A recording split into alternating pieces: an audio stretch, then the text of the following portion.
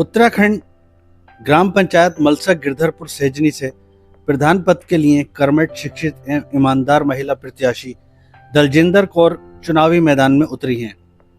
दलजिंदर कौर के पति गगनदीप सिंह हैं और दलजिंदर कौर के पिता भी काफी सालों से राजनीति में सक्रिय हैं और ग्राम प्रधान भी हैं।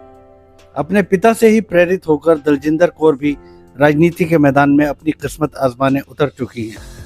दलजिंदर कौर एक शिक्षित और तेज तर्रार महिला प्रत्याशी हैं जो ग्राम प्रधान बनने के बाद अपने गांव को एक नई पहचान देने की बात कह रही हैं और अपने ग्राम वासियों से भारी वोटों से विजयी बनाने की अपील की है। आज़ाद भारत टीवी उत्तर प्रदेश उत्तराखंड। नाम दलजिंदर कौर है और 8 साल पहले मेरी शादी हुई थी गगनदीप सिंह से सेंजनी मलसा में, और वैसे मैं बिलोंग करती हूँ रामपुर उत्तर प्रदेश से।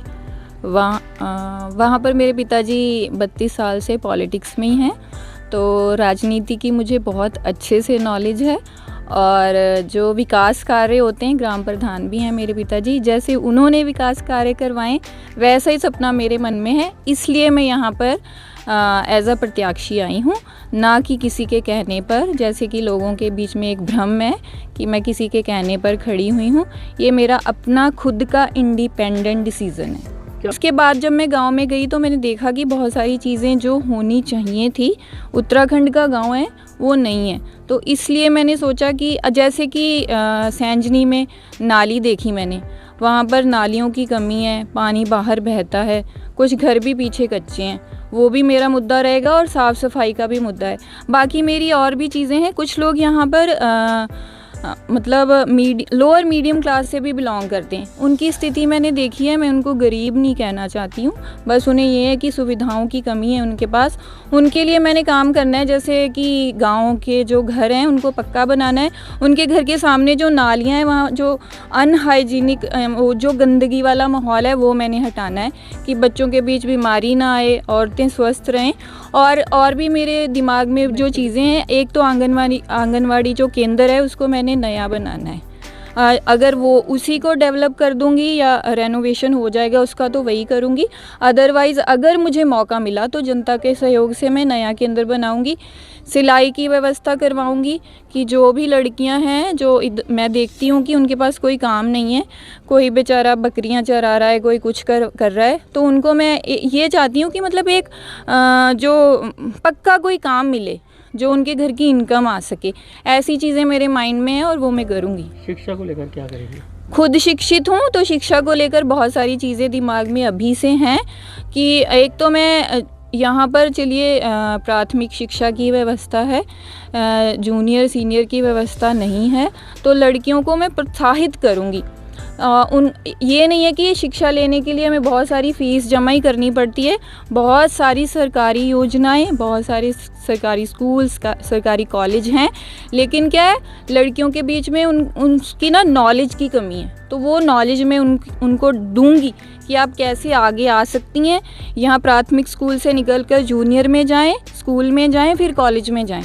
ये सब मेरे माइंड में हैं चीज़ें, और अगर मौका मिला तो मैं लड़कियों को प्रोत्साहित करूंगी इसके लिए। प्रत्याशी और भी हैं मैदान में, आपको क्या लगता है आपका मुकाबला किससे? मैं अभी तक तो मुझे यही समझ में नहीं आ रहा है कि मेरे सामने कौन है, क्योंकि जो मेरे सामने पर जो मैंने फ़ोटो देखा है कल, उनको मैंने आज तक गांव में नहीं घूमते हुए देखा। और मैंने ये भी सुना है कि वो ये कह रहे हैं कि हम जीत कर बस्ता किसी और की झोली में डाल देंगे। तो ये क्यों करेंगे भाई? मैं तो नहीं ऐसा करूँगी। अगर वो सक्षम नहीं है तो फिर उनका नाम और फ़ोटो क्यों है? तो ये तो फिर वो तो किसी के हाथ की डोर हो गए, मतलब डोर किसी और के हाथ में है और पीछे से कोई और मतलब अपनी चीज़ें चलाएगा और वो सिर्फ चेहरा बन के रह जाएंगे। ऐसा क्यों? मैं इंडिपेंडेंट हूँ। और लोगों के बीच में ये भी भ्रम है कि मेरे जो हस्बैंड है वो जॉब में है। एक पहली बात तो ये कि रुद्रपुर में उनकी सर्विस है, 1-2 बजे वो घर आ जाते हैं, उसके बाद हम लोग पूरा दिन फ्री रहते हैं, तो वो टाइम मुझे देना है। और इन द वे अगर वो कहीं बिज़ी भी हैं तो मैं इतनी सक्षम हूँ, ट्रैवल कर लेती हूँ, हर जगह चली जाती हूँ, ऑफिशियल वर्क मुझे आता है। तो मुझे किसी भी गांव वाले को किसी भी वक्त ज़रूरत है तो मैं खुद इतनी सक्षम हूँ कि रुद्रपुर किसी कार्यालय में, किसी ऑफिस में, किच्छा में, कहीं भी काम है मैं खुद कर सकती हूँ। तो मुझे अपने हस्बैंड को साथ ले जाने की ज़रूरत भी नहीं है। क्या अपील करना चाहेंगे गांव के लोगों को? गांव के लोगों से यही अपील है कि इस बार मुझे 5 साल के लिए मौका दीजिए। अगर आप लोगों को लगेगा कि मैं सही हूँ तो आप मतलब खुद ये चीज़ें देखेंगे कि 5 साल में कितना डेवलपमेंट हुआ है। मतलब आप लोगों को ये कहीं से कहीं तक पछतावा नहीं होगा कि आपने एक गलत कैंडिडेट चुन लिया है। ये मेरा वादा है कि जो भी मेरे पॉइंट्स हैं जो मैंने अभी अभी यहाँ पर रखे हैं उनको मैं पूरा करूँगी। और एक चीज़ और है, जैसे मलसा और सैंजनी गाँव है, मेरे माइंड में एक और भी चीज़ है कि इन दोनों गाँव के लिए ना मैं लॉक्ड गेट बनवाऊँगी, फ्रंट पर भी और बैक साइड में भी। जैसे कभी कभी इसके लिए क्या होगा, गांव की जो सुरक्षा है ना वो पुख्ता होगी। और फिर एक मेरा और पॉइंट है, साफ़ सफाई करने के बाद गांव में पेड़ पौधे लगाना, घरों के सामने नेम प्लेट्स लगाना। मतलब मेरे माइंड में जो चीज़ें हैं वो ये हैं कि गांव को मैंने हाईटेक बनाना है।